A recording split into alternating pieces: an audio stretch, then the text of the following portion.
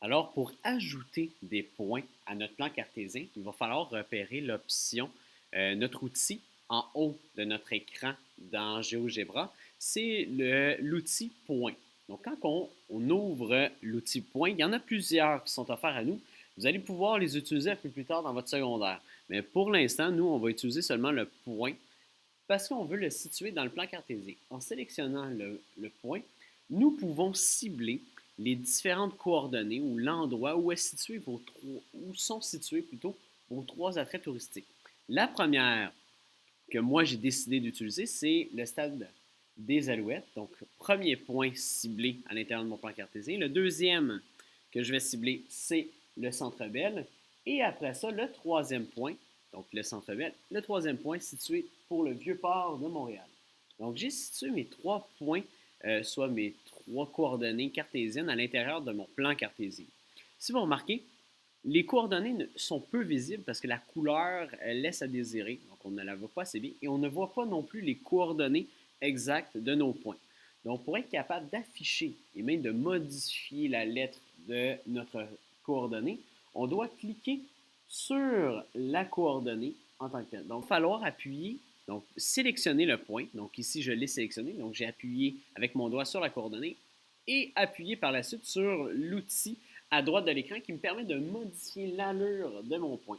Donc, premièrement, le point, je le veux en jaune parce que la couleur jaune est quand même très visible au niveau du plan. Par la suite, je pourrais modifier la grosseur du point. Je pourrais mettre un X, je pourrais mettre d'autres formes et je peux aussi grossir le point que j'ai dans ma situation. Très intéressant de le grossir parce que c'est pas facile de le voir à l'intérieur de mon plan cartésien. Donc, je l'agrandis à peu près du double et par la suite, je peux ajouter. Donc, si on remarque, donc là, ce que j'ai modifié, c'est la couleur. J'ai modifié la grosseur. Et là, je vais modifier ce qui va apparaître dans mon plan cartésien. Donc, ce que je veux mettre le nom et la valeur. Donc, le nom et la valeur, ce qui veut dire que je vais garder le sommet ayant une lettre, ainsi que la coordonnée à l'intérieur du plan cartésien, et c'est ça notre but. Je vais aller refaire la même procédure pour chacun de mes points. Donc, je vais aller sélectionner mon point, je vais modifier sa couleur. Vous pourriez choisir différentes couleurs pour vos différents points, mais ce qui est important, c'est que la couleur soit visible à l'intérieur de votre plan cartésien. Donc, je vais grossir la taille de mon point et après ça, modifier en ajoutant le nom et la lettre à l'intérieur. Vous pourriez aussi déplacer. Donc, si vous remarquez, je déplace la coordonnée afin qu'elle soit un petit peu plus visible à l'intérieur de mon plan cartésien. Donc, ce déplacement-là, vous avez juste à prendre votre doigt et à le déplacer tout simplement. Mais le point ne sera pas déplacé.